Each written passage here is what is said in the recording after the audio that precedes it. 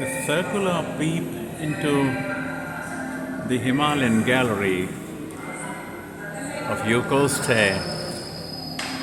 Museum of Science with this ordinary mobile phone camera may not satisfy me ever, but I feel, having come here, still pictures are good in detail, but these don't capture the mood of the gallery. The mood of the gallery, all generations, all literacy levels, little ones looking at the glacier models, the rivers, the biota, the wildlife, the snow leopard,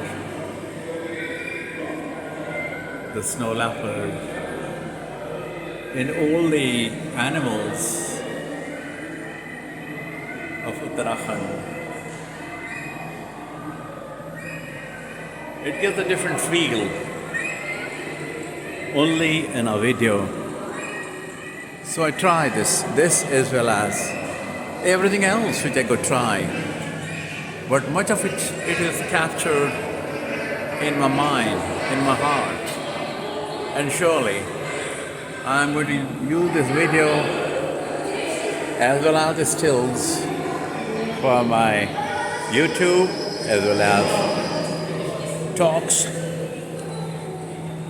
talks to society at large, trying to take Himalayas to the society, the passes and the bridges. As I said, the Himalayan passes are higher than the highest peaks of Europe. So the thrill and adventure in the Himalayas is unique. Nobody can duplicate it. Nobody can beat it anywhere. The passes and the bridges thrill, scare. I've crossed such bridges over many rivers of the Lahul Valley.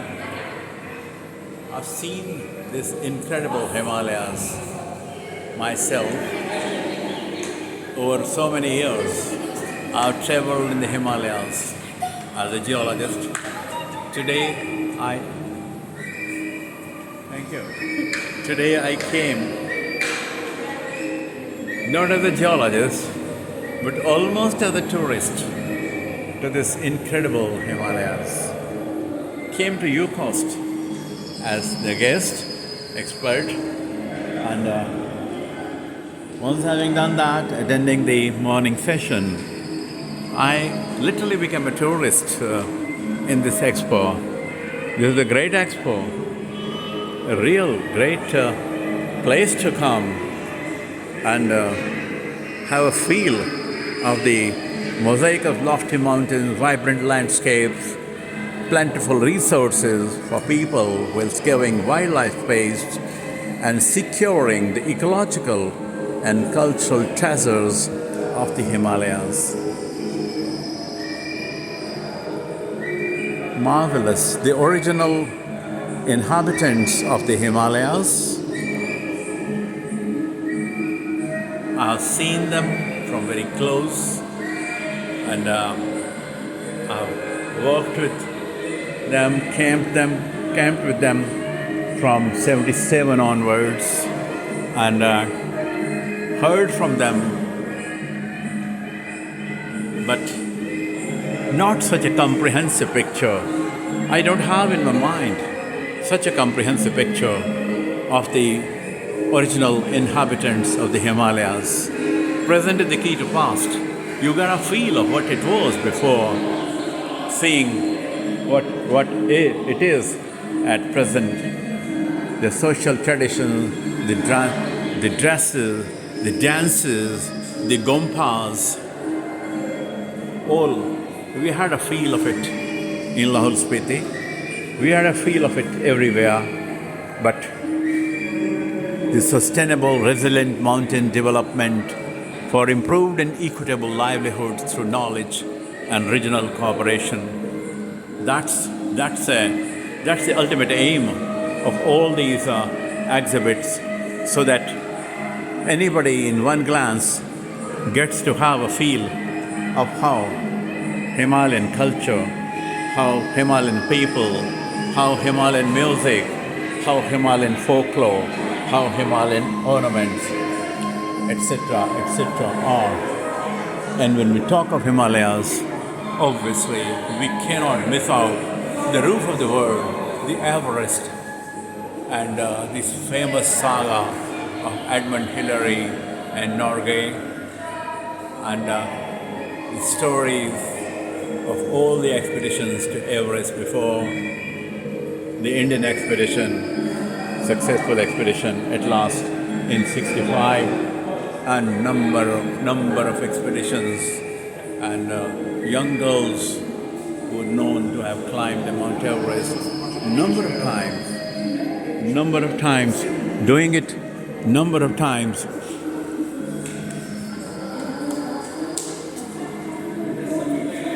Creating mountains out of sand, that's a good idea. Shaping the landform, know their surface changes. A great, very, very thoughtful Himalayan gallery, a very, very, very expert creation of the Himalayan gallery. Himalayas is considered the most diverse cultural complex. I'm really touched looking at all the Himalayan views, all the Himalayan viewpoints. Himalayas is one such nature's gift to mankind. It's a symbol of nature's beauty in true sense. In true sense, adventure sports in Himalayas have a huge potential. I'm sure once it takes up, for that we'll have to start conserving the Himalayan ecology, stop fiddling with the safety considerations of the people in the Himalayas, or else it'll create needless fear among the tourists coming here, who come here for adventure, who don't like to travel on roads. They go with their tents and piggyback into the interiors. We as geologists camping in the Himalayan interiors have often seen tourists who love to be in the interior, and they don't care for the road structure. They don't care for the road network. So in the name of no road network, to ruin the ecology of the Himalayas is not a very wise thing. It's better late than never that we start looking at Himalayas' pristine beauty and start conserving what it was.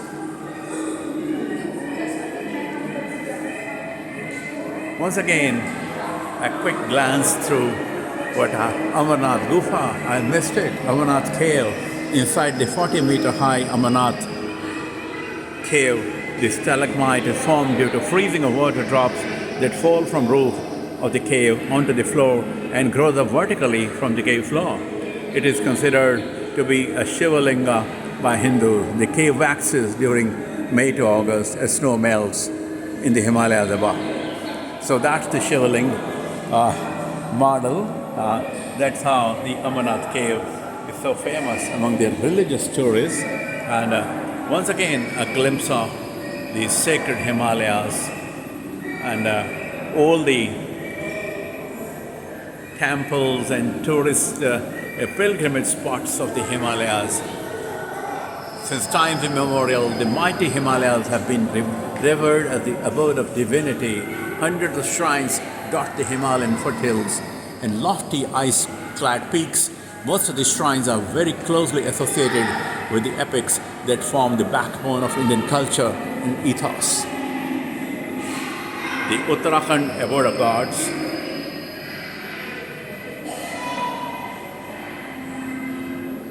Jammu and Kashmir, Shimla, West Bengal, Nepal, Tibet, Bhutan, Sikkim, Arunachal Pradesh, and name what you may.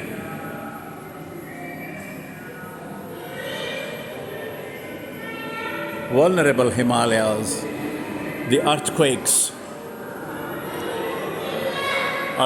which happened in the Himalayas. Possibly that's the Nepal which is in the pictures. Yeah, it looks like. And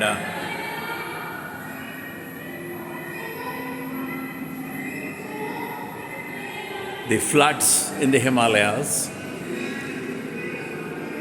We have the Uttarkashi very fresh in the minds of people. Trouble in store all over. Scientific management of the disasters we are capable of doing, and we must do it. Scientific management of the disasters. Taking climate change in our stride, living in a futuristic manner, not polluting, not accelerating the climate change is a huge challenge. Huge challenge.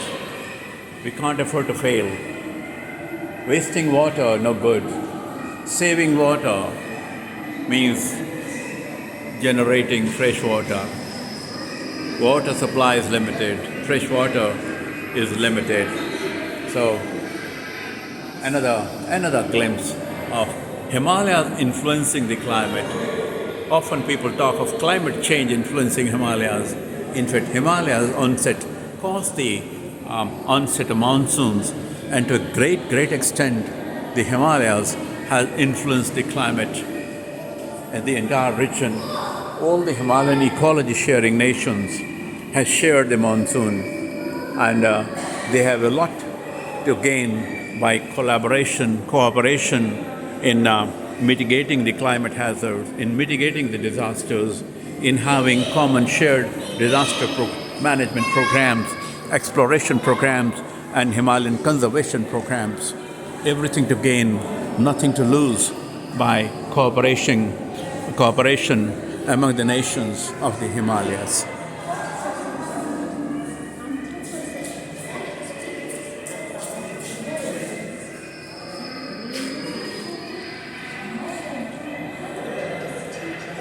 Time to say enough is enough of the videography in the Himalayan gallery.